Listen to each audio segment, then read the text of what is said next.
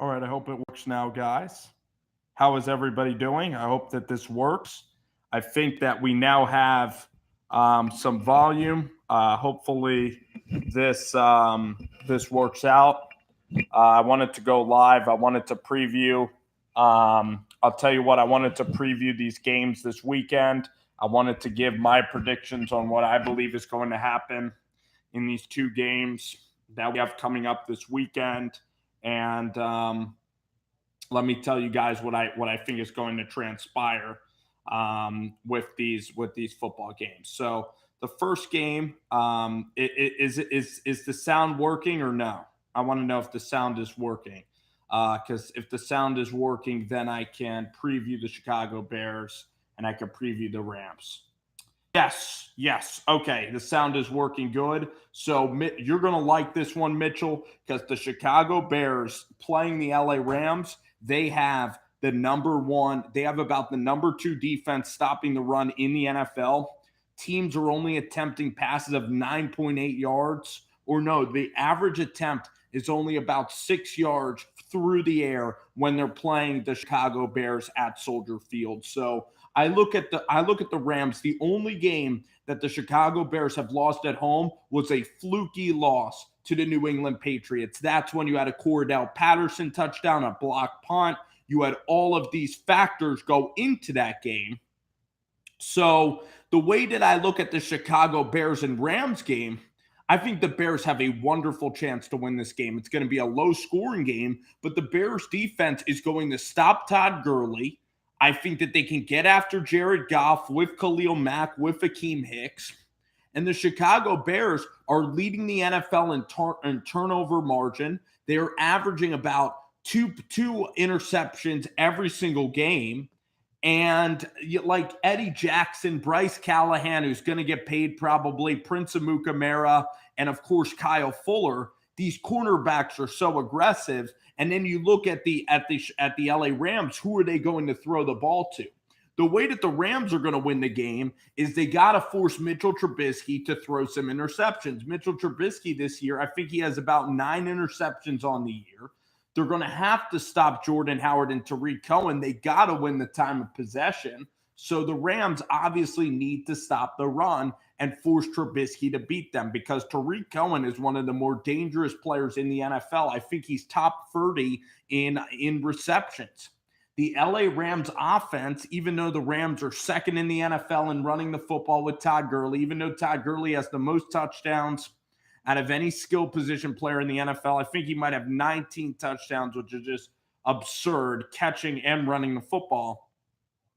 The Chicago Bears, what I think is going to transpire in this game is I really see Jared Goff having to throw underneath. I think the tight ends can win the game for the LA Rams. You're going to have to rely on Higbee. You're going to have to rely on Gerald Everett to win you the game.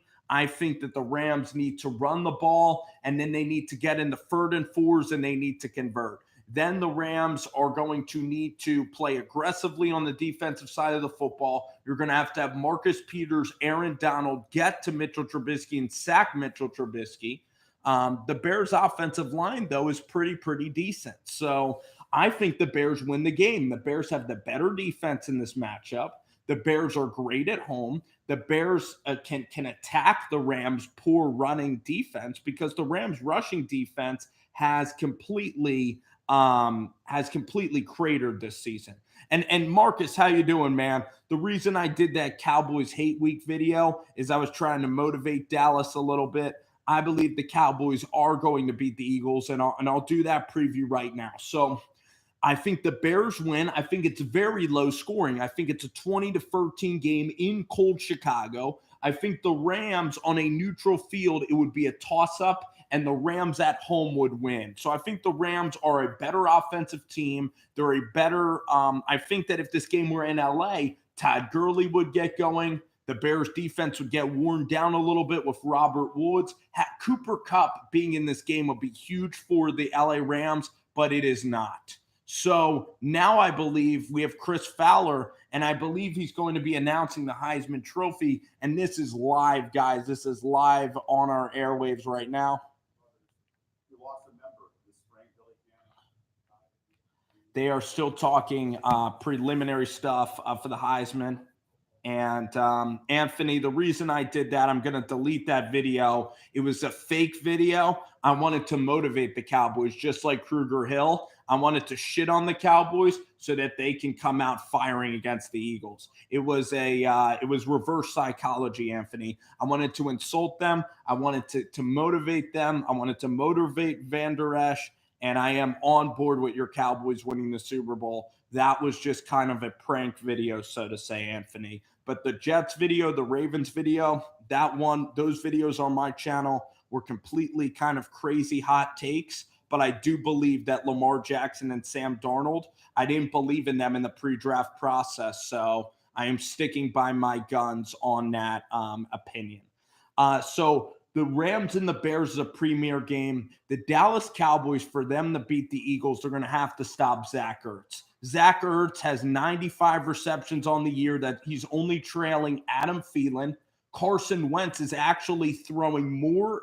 His yards per pass average are actually 7. So Carson Wentz is actually having a really good season. He has 18 touchdowns to 7 interceptions, I believe. Carson Wentz his quarterback rating's at 100 quarterback rating. So he is a good quarterback, and he's a big quarterback at 6'5", and he was able to beat the Cowboys. For the Cowboys to win, the Eagles have a decent run defense, and the Eagles are great on time of possession.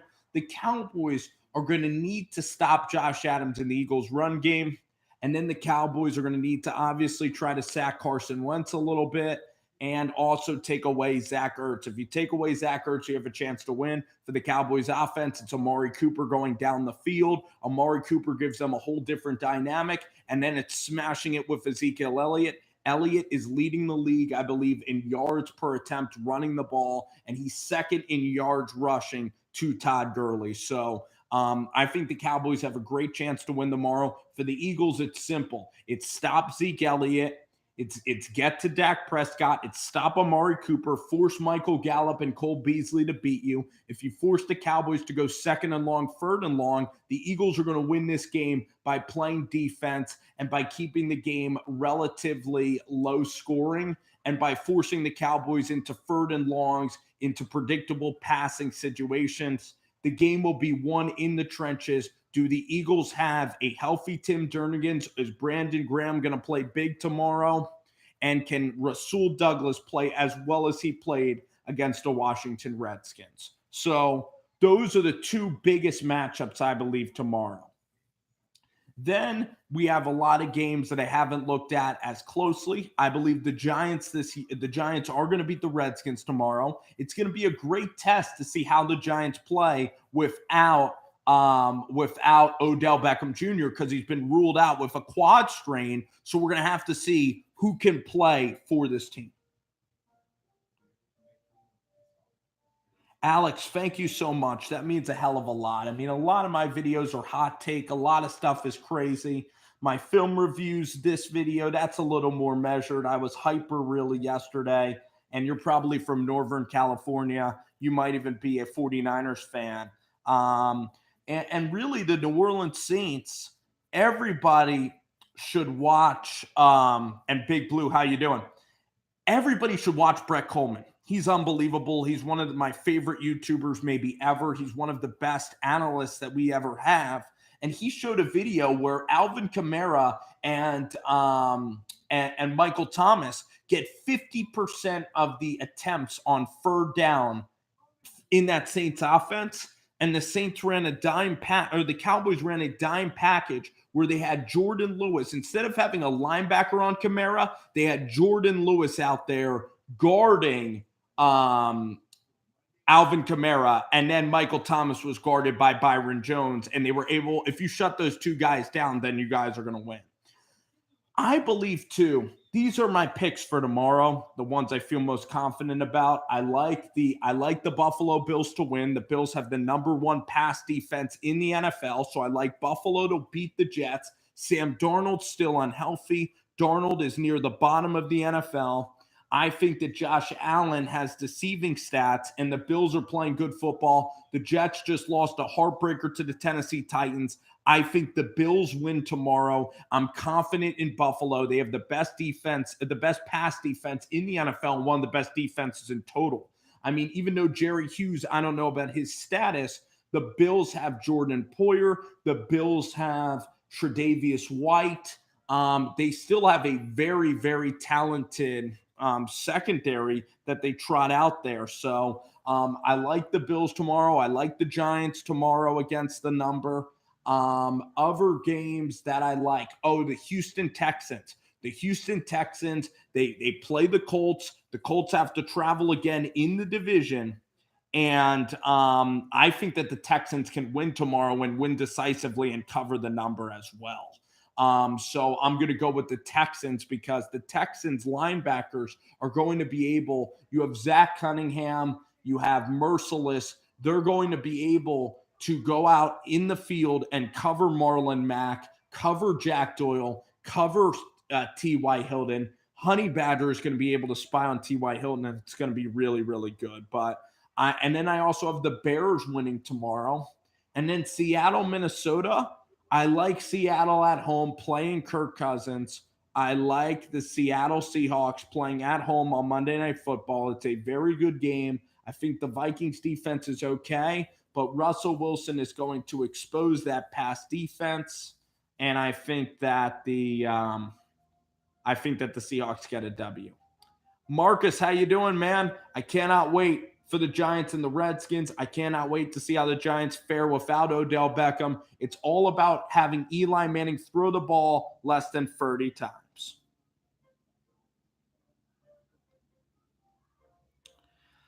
I understand that, LA Rams. Kirk Cousins is an okay quarterback. He's better than Case Keenum. That defense is overrated. They don't get a lot of takeaways. And their pass rush is just getting a little bit older, to be honest. Griffin is getting older. Their pass rush hasn't been exactly the same. A lot of those interceptions against the Patriots, Kirk Cousins was trying to throw in the small windows. If you look at his QBR and his completion percentage, it's actually at 70%. Kirk Cousins I think Kirk Cousins is a decent quarterback. I don't think he's trash, but I don't think he's upper echelon. I think that he is like kind of like Marcus Mariota, like he's just outside the top 10 maybe. He's like the 13th best quarterback in the NFL. But I don't think the Vikings defense is as good as last year. That's why I believe that the Vikings, also their schedule's been ridiculously difficult. That's why the Vikings, too, having that first place schedule, that's why they're not doing as well. But the LA Rams 87, thank you so much for joining the show. You make a great point about trying to get Aaron Donald and Sue to the quarterback. That's what's going to matter. Because if you're able to get pressure on Mitchell Trubisky, if you're able to force him into third and longs, you're going to end up having good opportunities. It's also, you can't let the Chicago Bears control the game with Jordan Howard or Tariq Cohen. They're going to try to take the air out of the game. They're going to try to run the football first. And then this Rams secondary with Talib out is not even that great. I don't even know the health of Joyner. Marcus Peters is back. But this Rams defense in the back end is not even as good as we anticipated it would be. So Allen Robinson, the Bears have great receivers. You have Burton, you have Allen Robinson, who's made some unbelievable plays this year. He's played incredible football this year, actually. You have Tariq Cohen. Anthony Miller is a very dangerous player that's just going to get better and better. Taylor Gabriel. It's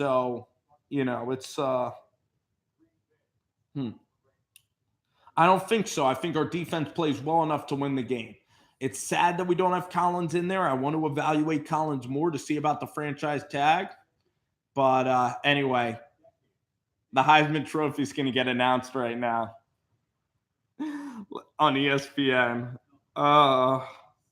So exciting. I hope Tua wins. Yeah, and I don't know, did Joyner get paid last year or is he on a contract year? That's my question for you. So LA Rams 87, it's mostly I believe the Bears offense against your defense. I think your defense can you got to get some turnovers on Mitchell Trubisky. You got to play aggressive. You got to sloppy up the game tomorrow night, And then, unfortunately, the Bears defense is one of the best defenses in the NFL. I'd say it's maybe top, maybe one or two. And then you're playing them at Soldier Field at night. Todd Gurley, you're going to need to keep giving it to Todd Gurley. You're going to need to try to wear him down. And then it's up to Jared Goff to not take sacks. He's got to get the ball out of his hands quickly. You got to run quick routes to Todd Gurley. You got to throw it to Robert Woods. I think Josh Reynolds is going to play a pivotal role because Josh is a 6'1" receiver. So you got to find a way to win the time of possession. And the bottom line is Eddie Jackson and Amos, you're not going to get a lot of vertical throws down the field. It's up to Jared Goff to be smart with the ball and get rid of the ball and also be very efficient with 3 and 4 yard throws. Raiders have a chance. And now they're doing a profile on Tua Tagovailoa. It's exciting. He's a Samoan quarterback from the islands of Hawaii. And very cool culture. It's really exciting to watch this. Derek Carr's playing better. I watched the highlights of Derek Carr, and I don't even think that Derek Carr was even that great last week, to be honest with you, Mr. Casper. He was okay. Jared Cook's having a great year. But Derek Carr, to me, his ball floats a little bit. He still throws a lot of checkdowns. I think the Steelers win. I'm not sure about that number. I'm not going to pick the Raiders outright. That would be crazy. I mean, I got to give Big Blue for Life a lot of credit. He's franchise tagged, so he's still available next year. That's very interesting. Somebody might try to pay him money next year. Anyway, Chris the Entertainer is going to be coming on. He might give picks against the spread. I might try to come back on this channel maybe tomorrow to check in with you guys and put up some more content as well. I did Rams, Bears preview in depth. I did the Giants and the Cowboys in depth. Did a lot of stuff in depth. So thank you guys for hanging out. Tell your friends about Insomnia Sports. Have a wonderful evening, guys. It was a lot of fun hanging out with you.